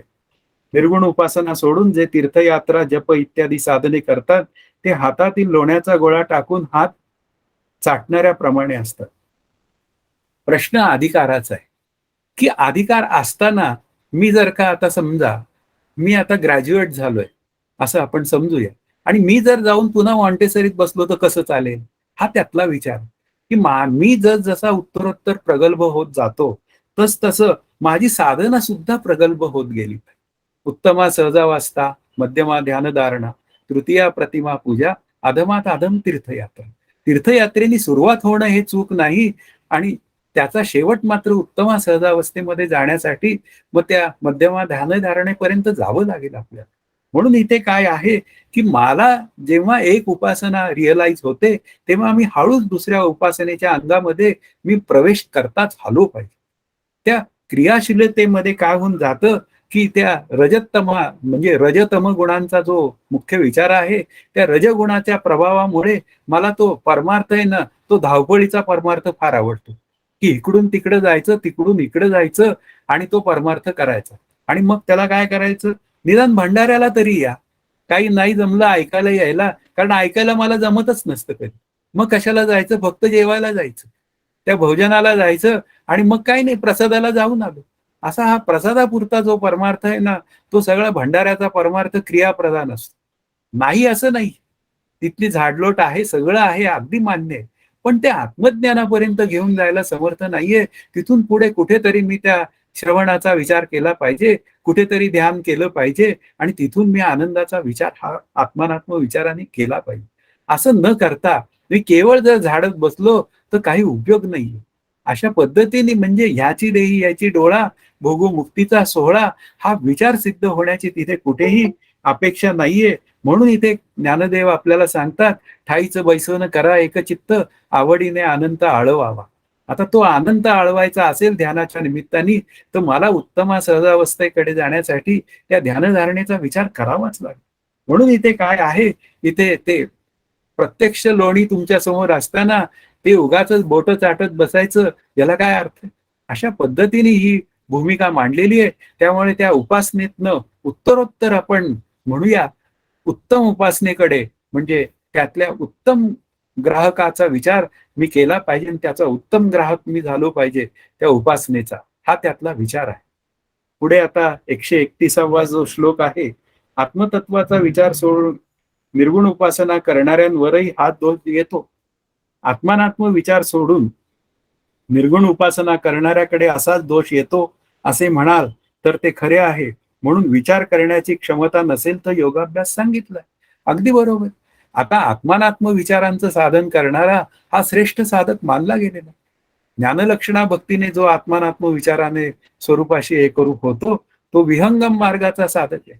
त्याचा मार्ग पक्षाचा आहे. पण पुन्हा काय आहे, तो विचारच जर मला समजत नसेल तर मी काय करावं. मग मी योगाभ्यासाने, म्हणजे या पुन्हा ध्यानाने माझी अंतःकरण वृत्ती शांत करावी, आणि मी त्या उत्तम साधकाचा दर्जा प्राप्त करून घ्यावा, आणि मग मी त्या निर्गुणोपासक म्हणजे कुठला आत्मानात्म विचार करणारा, त्याच्याशी मी म्हणूया बरोबरी करून मी माझा अभ्यास करू शकेल. म्हणून इथे काय आहे, तत्वचिंतन हे सर्वात खूप सुंदर विचार आहे, की ते म्हणूया विचार साधनेने जातात आत्मानात्म विचारांच्या साह्याने, ते खरे श्रेष्ठ साधक. पण मी तसा नसेल तर काय करू. मी तसा नसेल तर ध्यानोपासनेने हळूहळू मी मला कमअप केलं पाहिजे, आणि श्री गुरु तसाच उपदेश मला करतात अधिकाराप्रमाणे, आणि पुढे पुढे नेऊन मला ते माझ्या आनंदापर्यंत घेऊन जातात. म्हणून इथे काय आहे, अनेक पद्धतीने आपल्याला ते पृथक्करण करता येऊ शकतं. त्याच्यामध्ये इलिमिनेशन मेथड असतात, की एक एक भूत मागं टाकून केलेलं ध्यान, त्यानंतर मग सगुणोपासकाचं ध्यान, की प्रत्येकामध्ये त्या सगुण विठ्ठलाला पाहणं, त्यातून पुढे मग बैठकीचं ध्यान, त्यातून पुढे मग आत्मानात्म विचाराचं ध्यान. अशा पद्धतीने आपण आपला क्रमविकास करू शकतो, आणि शेवटी मग तत्वमसी चिंतनाचं ध्यान, असे कितीतरी आपण ध्यानाचे प्रकार आपल्यामध्ये आपण रिअलाइज करू शकतो. पुढे आता 132वा जो श्लोक आहे तो तत्वविचाराची क्षमता नसण्याचं कारण सांगणार आहे. ज्यांचे चित्त अत्यंत व्याकुळ असते त्यांना विचाराने मिळणारी आत्मबुद्धी लाभत नाही. त्यांना योगाभ्यासच योग्य आहे, त्यामुळे बुद्धीचा हा दोष नष्ट होतो. आता ज्यांचे चित्त अत्यंत व्याकुळ असते, तर व्याकुळ शब्दाचा अर्थ इथे व्यग्र घ्यायचा, की ते चित्त हे या देहादी प्रपंचात मग्न असते. काहीतरी कमवायचंय, काहीतरी हे करायचंय आणि वेळ मिळाला तर मग मंदिरात जायचंय, असं काहीतरी चित्त असतं. मग तिथे काय करावं? तिथे त्याने ध्यानाभ्यास करावा. ती ध्यानाभ्यासाची जी बुद्धी आहे ती हळूहळू त्या आत्मबुद्धीकडे विकसित होते. म्हणून इथे काय आहे, ती अस्वस्थता असते, थोडासा या देहादी प्रपंचाचा मोठा पगडा अंतःकरणावर असतो आणि मग कधीतरी वेळ मिळाला तर आपण जाऊया, अशा पद्धतीने ती सुरुवात असते. मग त्यांनी काय करावं? त्या बुद्धीला शिस्त लावली पाहिजे. मग शिस्त लावायची असेल, तुला बाहेर जायला वेळ मिळत नाही ना, तर घरात तू नामजप कर. घरात जरा ध्यानाचा विचार कर. तुझ्या आवडीचं दैवत जे आहे त्याचं ध्यान जरा 15-20 मिनिटं करायला शिक. एकदा सकाळी कर, एकदा संध्याकाळी कर. अशा रीतीने तुझी अंतःकरण वृत्ती शांत होईल. म्हणून इथे या तत्वविचाराची क्षमता का नाही, त्याचं कारणच माझं चित्त बहिर्मुख आहे. आणि ते जर अंतर्मुख करायचं असेल तर असा हा ध्यानविचार आपल्याला खूप उपयोगी पडतो. हा त्यातला महत्वाचा भाग आहे. आता पुढे 133वा जो श्लोक आहे, केवळ मोहित बुद्धीलाच आत्मविचार श्रेष्ठ आहे. आता ही मोहित बुद्धी कोणती, हा सांगणारा 133वा श्लोक असं सांगतो, ज्यांची बुद्धी व्याकुळ नाही पण फक्त मोहाने झाकलेली मोहित आहे, अशा साधकांना सांख्य नावाचा तत्वविचार श्रेष्ठ आहे, कारण त्याचे फळ फार लवकर मिळते. आता मोहानी झाकलेली या शब्दाचा अर्थ, की ज्याने चित्तातील चंचलता आणि पुन्हा अंतःकरणाची शुद्धी कमावलेली आहे, तो केवळ त्या मोहित झालेला आहे. आता मोहित झालेला आहे या शब्दाचा अर्थ, तो मी देह, मी करता, मी भोगता या वृत्तीने मोहित झालेला आहे. म्हणजे आत्मस्वरूपाचं अज्ञान म्हणजे केवळ आवरण दोष आहे. आता अशाचा आवरण दोष जर का त्याला घालवायचा असेल, तो आवरण दोष घालवण्यासाठी मात्र त्याला बुद्धी नावाचं जे काय शास्त्र आहे, म्हणजे बुद्धीची जी काय परिपक्वता आहे ती त्याच्याकडे असते आणि तीच परिपक्वता त्याला आत्मानात्म विचारांनी ती त्याच्या आनंद रूपतेपर्यंत घेऊन जाते.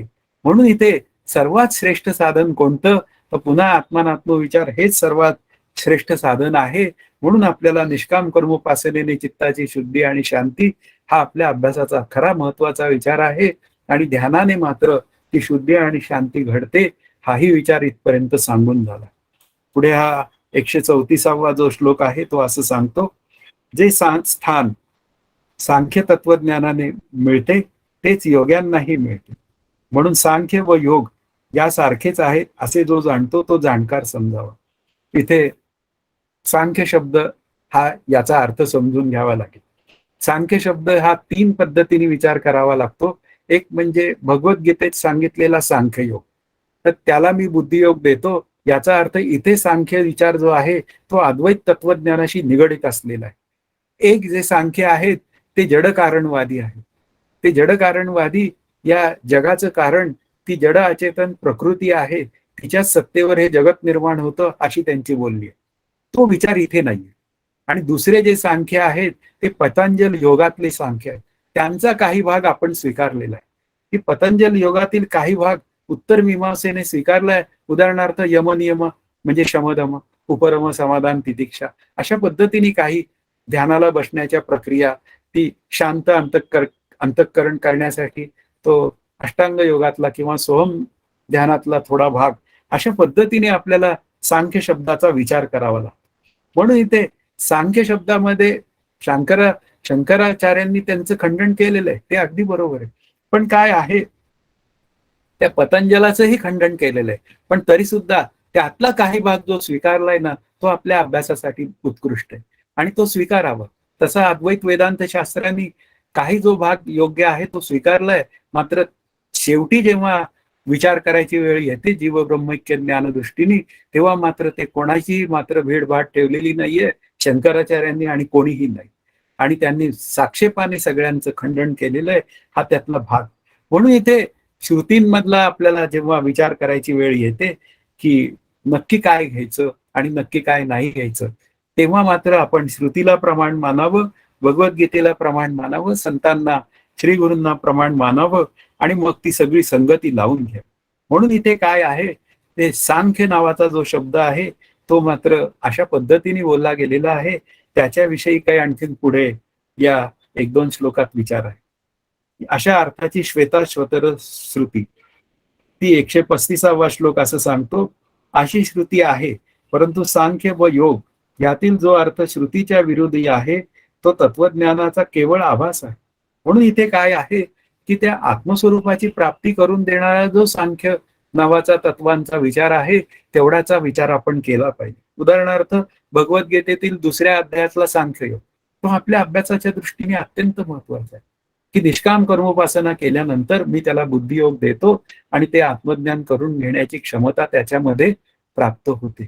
अशा पद्धतीने ते सगळे विकसित झालेले भाग आहेत हे आपल्याला समजून घेता येतात. म्हणून इथे त्या बंधनातनं सुटायचं असेल तर त्या स्वयंप्रकाश आत्मस्वरूप ते मी आहे अशा पद्धतीने मला अभ्यास करावाच लागेल. आणि ते देहाचं कल्पित बंधन, त्या बंधनातनं मी सुटका करून घ्यायची आहे. आणि ती सुटका करून घ्यायची असेल तर समर्थ म्हणतात हस्त बांधीजे उर्ण तंते. हत्तीला जर का कोळ्याच्या जाळ्याने बांधलेला असेल तर त्याला सुटायला काय काळ लागतो, तसंच माझं काहीसं झालेलं आहे की हे जे बंधन आहे देहबंधन, पुन्हा अंतःकरणाचं बंधन, सत्यत्व बंधन, ते सगळी बंधनं जी आहेत ती वास्तवात नाहीयेत, कल्पित आहेत. त्यातून सुटायचं असेल तर ते विचार जे आहेत, मन वायू तत्वाचं आहे, बुद्धी तेज तत्वाची आहे आणि सगळं पांचभौतिक आहे, ते मी असणं शक्य नाही. त्यातून मला सुटायचं असेल तर त्याचा मी लाभ करून घ्यावा. म्हणजे बुद्धीने हे आत्मानात्म विचार करावा आणि अनात्म विचार दूर झाल्यावर मला माझ्या आनंदाचा ठेवा मी आहे हे कळतं. म्हणून इथे काय आहे की त्या श्रुतीच्या विरोधी जो भाग आहे आभासिक भाग तो काढून टाकावा आणि आपल्या अभ्यासाचा जेवढा म्हणून भाग आहे श्रेष्ठत्वाने असलेला माझ्या जीवब्रह्मैक्य ज्ञानासाठी त्याचा स्वीकार व्हावा एवढीच अपेक्षा या श्लोकाच्या निमित्ताने आहे. पुढे आता आजच्या अभ्यासातला हा शेवटचा श्लोक आहे तो आपण 136वा श्लोक बघूया. आत्मज्ञानापूर्वीच उपासकाला मरण आलं तर आता इथून पुढे त्या उपासकाचा आणखीन एक दुसऱ्या अँगलनी झालेला विचार आहे. ज्याची उपासना चालू जन्मात परिपक्व होत नाही त्याला पुढील जन्मी आत्मज्ञान होऊन तो मुक्त होतो किंवा मृत्यूच्या वेळी त्याला ज्ञान होते किंवा ब्रह्मलोकी जाऊन क्रममुक्ती मिळते. असे 2-3 प्रकारे इथे विचार मांडलेले की ज्याची चालू जन्मात उपासना परिपक्व होत नाही म्हणजे पुन्हा काही प्रतिबंध असेल तर त्याला पुन्हा दुसरा जन्म घ्यावा लागतो. पण प्रश्न असा आहे की तो साधक आहे तो जर का जीवन मुक्तीसाठीच जर का अडून बसलेला असेल असं समजूया की मला जीवन मुक्त व्हायचंय, याची देही याची डोळा भोगू मुक्तीचा सोहळा, अशा पद्धतीने तो जर अभ्यास करत असेल आणि त्याला मध्येच मरण आलं तर फिरून त्याला पुन्हा मनुष्य जन्म येतो आणि पुढील जन्मी त्याला मोक्ष मिळतो. जी याचा अर्थ काय आहे, जीवनमुक्तीचा जो सतत विचार करतो त्याला जीवनमुक्त होईपर्यंत या पृथ्वी तलावर जन्माला तो येतो, तेही मनुष्य जन्मातच येतो आणि तो एक दिवस मुक्त होतो. पण आता काही जण असे असतात की ते जीवनमुक्तीसाठी प्रयत्नच करत नाही. ते काही लोकी जावं म्हणजे त्या विठ्ठल लोकी जावं असं वारकरी असतात. त्यांना पंढरपूरची खूप आवड असते. पंढरपुरी जाऊन राहावं, त्या पांडुरंगाचं सतत दर्शन घ्यावं आणि त्या पांडुरंगाची प्रीतीच असते त्यांना. आता असे जे काही साधक असतात ते मनाने अत्यंत निर्मळ असतात, शुद्ध आणि शांत अंतःकरणाचे असतात. पण प्रेम मात्र एकच असतं की त्या विठ्ठला चरणी माझा जीव जावा, ही त्याची भूमिका असते. आणि असा जो काही साधक असतो तो मात्र थेट क्रममुक्त होतो. म्हणजे तो त्या विठ्ठल लोकी जातो, त्या विष्णू लोकी जातो, तिथे काही काळ राहतो आणि जेव्हा या जगत म्हणूया प्रलय करायची वेळ येते तेव्हा तो विष्णू भगवान त्यांना मुक्त करतो. म्हणजे अशाही पद्धतीने त्याला क्रममुक्ती मिळते. म्हणजे याचा अर्थ काय आहे, ह्या लोकी तरी ज्ञान होतं जीवनमुक्तीच्या निमित्ताने किंवा परलोकी जाऊन त्याला क्रममुक्ती तरी मिळते, हा त्यातला महत्वाचा भाग आहे. म्हणून इथे आत्मज्ञानापूर्वी जर उपासकाला मरण आलं तर काही काळजी करायचं कारण नाही. मुक्त होण्याचा विचार असेल तर जीवनमुक्तीसाठी परत जन्माला येईल. आणि जर का लोकी जाण्याचा विचार असेल तो लोकी जाईल. मग या गोष्टींना आधार काय, तो आता पुढच्या श्लोकाचा विषय आहे. पण आज आपण इथे थांबूया, कारण मग पुढच्या याच्यामध्ये तासामध्ये आपलं ध्यानदीप प्रकरण आपल्याला पूर्ण करण्याची एक संधी मिळणार. तर आज इथे थांबूया. जय जय रघुवीर समर्थ. हरि ओम तत्सत. श्री पांडुरंगाय नमः. हॅलो. हा. रामकृष्ण हरी काका. रामकृष्ण हरी. हा. किरण बोलते. हा बोल. आत्ता जो विचार झालेला आत्ता शेवटी शेवटी की विष्णू लोकात जातो आणि क्रममुक्तीचा अधिकारी होतो तो. हो तर मग तिथे काका ज्ञान नसलं तरी पण तशा पद्धतीचं तशा पद्धतीची मुक्ती हे आहे का तिथे हो. म्हणजे त्याची पॉसिबल? त्याची जी अंतःकरण वृत्ती आहे ना, ती हां, अत्यंत निर्मळ असते. अंतःकरण हां. वृत्ती आहे ना, ती हं, निष्काम कर्मोपासनेने शुद्ध आणि शांत झालेली असते. पण हं, हं. ज्ञानरूप होण्याचा विचार तिथे नसतो. हो, पण तेच हा, मुक्ती ज्ञानाशिवाय नाही. जसं आपण नाही. हां, ज्ञानाशिवाय मुक्ती नाही. मग तिथे ज्ञान नसलं, तरी आता हो ती जी म्हणजे भक्तिप्रेम आहे तिथे हो हो. आणि त्याच्या जोरावर मग क्रममुक्ती मिळते का? क्रममुक्ती मिळते, त्याला क्रममुक्ती मिळते. मला असाच एक प्रश्न विचारला होता एकांनी, हां, आपल्या पुण्यातलेच राहणारे, हां, हां, की मी अत्यंत निर्मळ मनाने नामस्मरण केलेलं आहे आणि हां, मी बोललोय हा विषय, आणि हां, आता मला कॅन्सर झालेला आहे, तर हां, आता यापुढे माझी गती काय? तर हां, त्याला त्यावेळी गीतानी सांगितलं, की तुम्ही मुक्तीचा विचार करून साधन केलंय का? तर ते हां, म्हणाले, तसं नाही. मी हं, नामस्मरण माझं खूप प्रेम आहे रामावर, आणि हां, मी हां, श्रीराम जयराम जय जयराम अत्यंत प्रेमाने विचार केला. हां, हां, मग हां. त्यांना गीता म्हणाली, की तुम्ही क्रममुक्त व्हा. कारण तुमचं ओके. चित्त अत्यंत शुद्ध आणि निर्मळ आहे, ते मग आम्हाला कळतच होतं म्हणजे. कारण त्यांचा सहवासही आम्हाला होता. मग त्यावेळी म्हणाले, बरं. हे मी काकांना सांगेन. मला म्हणाले, हं, आत्ताच्या हं, आत्ता फोन लावणार आणि मी काकांना सांगणार. मग हं, त्यावेळी हं, आम्ही म्हणालो, ठीक आहे, काका म्हणतील ते अंतिम असेल. मग हं, हं, काकांच्या बरोबर हा विषय हे केला गेला, आणि काकांनी त्याला होय असं म्हटलं. तुम्ही क्रममुक्त व्हा. आणि अशा हं, हं, रीतीने शुद्ध आणि शांत चित्त होतं. निर्मळ, अत्यंत निर्मळ मनाची हं. हो. ती व्यक्ती, पण मोक्ष रूप झालेली नव्हती. अशा हो, म्हणजे पद्धतीने ते तिथे आत्मा विचार नाहीच नव्हताच ना नाही, तिथे. नाही. म्हणजे ज्ञान थोडक्यात पण म्हणायचं तेच अतिशय म्हणायचं शुद्ध ज्ञान. भक्ती असते. हां? अतिशय शुद्ध भक्ती असते त्याची. अतिशय शुद्ध भक्ती. अतिशय शुद्ध. एका हं, एक जण मी पाहिलेत, म्हणजे माझ्या हं, म्हणजे गीताचे, म्हणजे माझ्या पत्नीचे आजोबा, त्यांनी हं, केवळ त्या पांडुरंगाची भक्ती करायची म्हणून त्यांनी विहारीस घेतली. हं, त्यानंतर जे सांगलीच्या बाजूला त्यांचं घर होतं ते विकून टाकलं, आणि त्या हं. पैशातनं पंढरपुरात वाडा खरेदी केला. पंढरपुरात. अरे वाह! आणि अरे वाह! तो वाडा एक्झॅक्टली त्या रुक्मिणी मंदिराच्या शेजारी होता. आणि रोज दर्शनाला जायचे आणि विठ्ठलाची भक्ती करायचे. हं, त्यांच्याकडे गोरेशास्त्री प्रवचनाला येऊन गेलेले. अशी भक्ती हं, होती त्याची. अत्यंत हं, निर्मळ. मी शेवटच्या काळात त्यांना पाहिलेलं आहे. असे हं, आता हं, असे फक्त हे असे आहे, की हं, पंढरपुरात राहायचं बस. अशा एका केवळ हं, इच्छेने गेलेले असे. तर हं, ते क्रममुक्त होतं. हं. आणि जीवनमुक्तीमध्ये मग ज्ञानोत्तर भक्तीमध्ये पण अशीच स्थिती होत असेल ना? ज्ञान झाल्यानंतरही ज्यावेळेस आपण भक्ती करतो हां, ती. तर हां. जीवनमुक्त अवस्थेमध्ये आता काय म्हणजे जीवनमुक्ती जरी साधली तरी पण कसं आता प्रेमापोटी करतातच ना. तर मग हं. त्याला ज्ञानोत्तर भक्ती असं म्हटलं जाईल नाही? त्याला ज्ञानोत्तर, पण तो जीवनमुक्त आधी आहे ना. हो, जीवनमुक्त. हां, जीवनमुक्त झाल्यानंतरही तो जीवनमुक्त जे सोडत झाल्यानंतर नाही. जे आधी चाललंय तेच पुढे कंटिन्यू होतं. हां, हां. हां. तो विचार ज्ञानोत्तर भक्तीचा. तो ज्ञानोत्तर भक्तीकडे जातो. विचार हां. तोच असतो. तोच. फक्त आधी हो. तो स्वतः करतो साधकावस्थेमध्ये, हो. आणि हो. ज्ञानोत्तर अवस्थेमध्ये सहज होतो. असं. सहज. हो. हां, बस. म्हणजे हो. समजून उमजून केलेलं असतं ना ते अगदी सगळं आता. समजून उमजून, पुढे समजून उमजून प्रेमापोटी हो. विचारच नाही. सहज होत जातो. हो. हां. सहज होतं. अच्छा, सहज होतं. अच्छा. असं. हां. हो.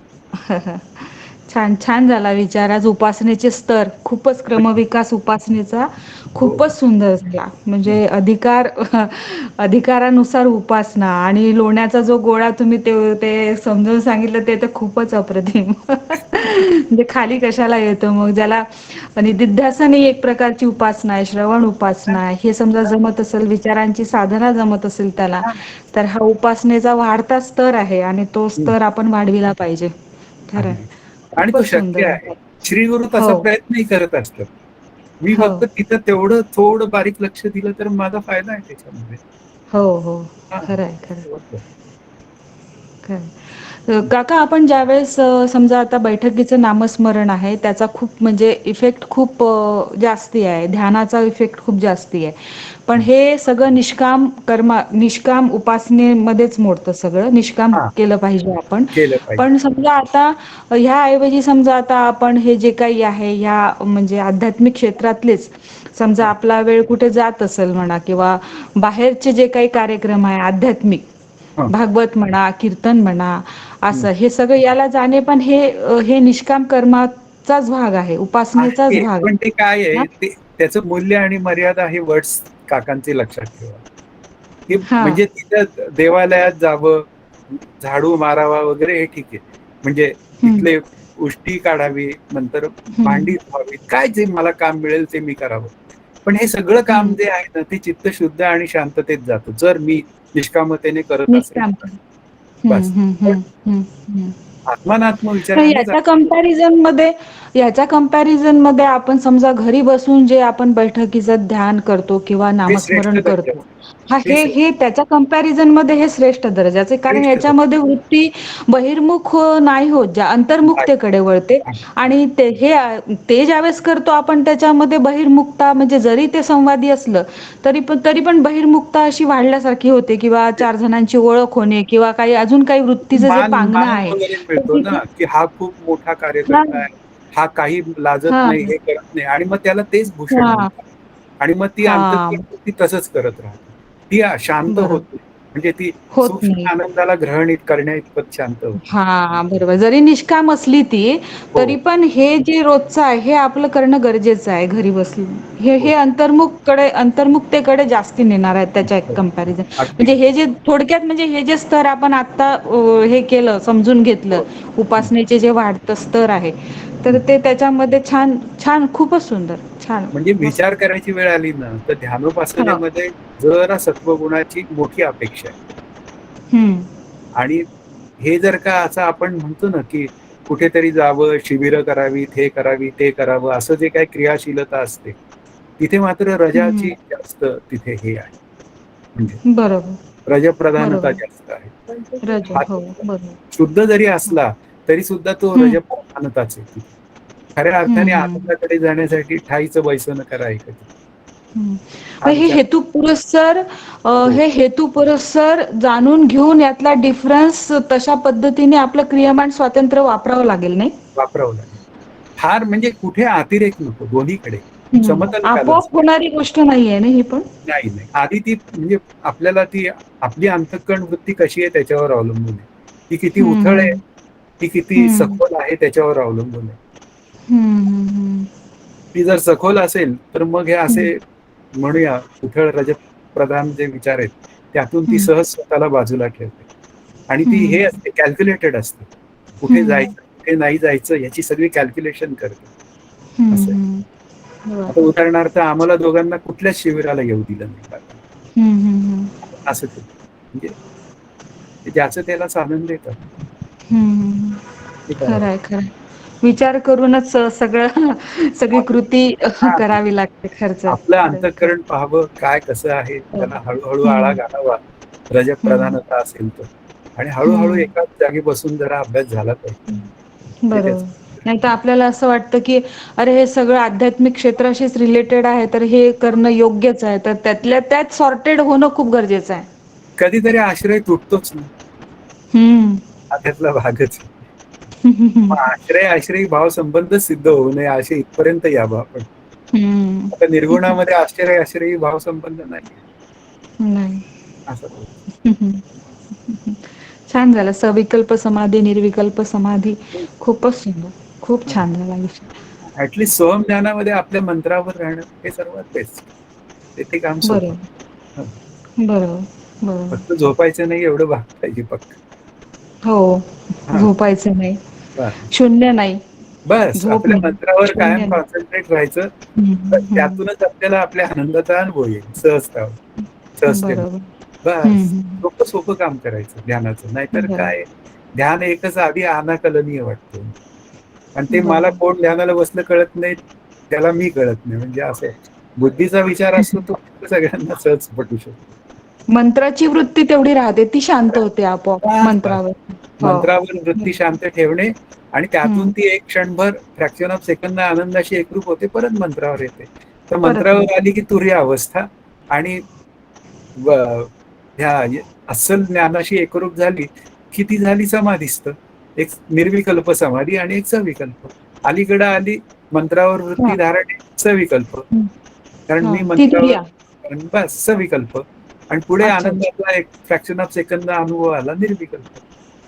हं, आणखी हं. ते दोन म्हणजे चार ती मिनिट तुरीयावस्था अलीकडची अवस्था असं म्हणतात, तर ते यालाच म्हणतात नाही? की ज्यावेळेस सविकल्प ती हां, बरोबर. असं ते. ती सवयकल्प. आणि छान. पुन्हा स्थूल आणि सूक्ष्म देहाचा विसर आहे पूर्णपणे. हं, हं, हं. तेच हो, मी ती देहाच्या म्हणजे जगाच्या विचारात आलो की आलो सूक्ष्म देहात. हं, हं, हं. असं ते पक्केपणा तिथं करावं लागतं बरोबर, आणि तो बरोबर. प्रॅक्टिसने जमतो. हो, हो. हम्म. प्रॅक्टिस. बरोबर. तेच तर आहे ना, म्हणजे नामाला बसायचं आहे. जसं आपले परमपूज्य काका म्हणतात, की नामस्मरणाला बसायचं आहे. हम्म. पण चालतं बोलतं नामस्मरण समजा त्या पद्धतीने दिवसभरात झालं असेल, तर ते तो म्हणजे ज्यावेळेस आपण नामाला बसतो, त्यावेळेस ते नामावर एकाग्र होऊ शकते ती वृत्ती. होऊ पण शकतं. तेच. दिवसभर अनुसंधान आपलं म्हणजे सगळं जगताचं असेल, बाहेर असेल आणि मग नामाला बसल्यानंतर नाम झालं पाहिजे बा, म्हणजे दुसरा विचार येतो, असं जे काही प्रॉब्लेम्स येतात, तर ते अशा पद्धतीने प्रॅक्टिसनी तो जो प्रॉब्लेम आहे तो हळूहळू आपला हम्म. कमी कमी कमी सोडत आहे. कमी होऊ काय शकतो. माहितीये का, दिवसभर जगाचा विचार करून ध्यानाला बसत असेल तर तो ध्यानाला बसला म्हणजे बसला आपलं म्हणायचं. काय म्हणतात त्याला खरंय. काय अर्थच नाही. काय नाही. पाहिजे त्याच्यासाठी म्हणजे ते कारण अखंड 24 ध्यानाने तास म्हणजे धंद्याने पैसा वाढतो, पैशाने धंदा वाढतो. तसं आहे हं. ते. दोन्ही एकमेकांना कॉम्प्लिमेंटरी आहेत.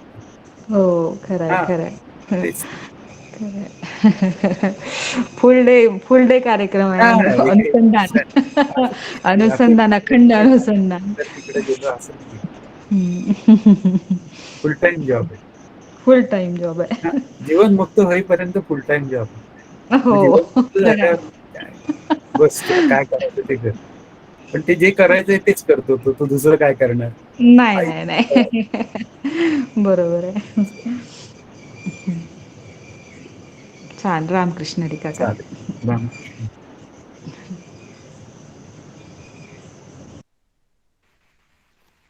नमस्कार दादा. हा, नमस्कार. क्रम क्रममुक्ती काय मला कळलं नाही थोडं. क्रममुक्ती म्हणजे मेल्यानंतरची. हॅलो, मेल्यानंतरची. तुमचा आवाज बारीक आहे जरा. हा हा. क्रम मेल्यानंतर क्रममुक्ती म्हणजे क्रमाने प्राप्त होणारी असं. मग तो विष्णू लोकात जातो. मग विष्णू लोकातनं प्रलय काळ जेव्हा येतो तेव्हा मात्र त्याला मुक्त होतं. अशा रीतीने क्रममुक्ती. आधी देहातनं बाहेर पडतो, मग विष्णू लोकात जातो, असं क्रमाक्रमाने मिळणार अशी. आणि मग या बाकीच्या चारी मुक्ती आहेत त्या वेगळ्या का? हा, नाही, सलोकता, समीपता आणि स्वरूपता. हा आता ह्या सगळ्या ज्या आहेत, या मुक्तींना समर्थांनी मुक्तीचा दर्जाच दिला नाहीये. हा. एकच मुक्ती, जीवन मुक्तीलाच दर्जा दिलाय त्यांनी, सायुज्य मुक्तीला. हा. असं त्यांनी हे केलंय. आता या क्रममुक्तीमध्ये सलोकता आहे, त्या लोकात जातो. समीपता आहे, विष्णूच्या जवळ राहायला मिळतं. काहींना तसे देह मिळतात, स्वरूपता आहे, उदाहरणार्थ गंधर्व, किन्नर वगैरे. आणि मग ते शेवटी मुक्त होतात प्रलय काळात असं. आणि मग सायुज्य मुक्ती म्हणजे हीच खरी मुक्ती. त्याच्या हा, म्हणजे म्हणजे त्यांच्यामध्ये हा, स्वरूपाला जोडलेली. याची स्वरूपात. देही याची डोळा. हा. ठीक आहे. रामकृष्ण. संपलेच सगळ्या शंका. जय जय रघुवीर समर्थ. हरि ओम तत्सत. श्री पांडुरंगाय नमः.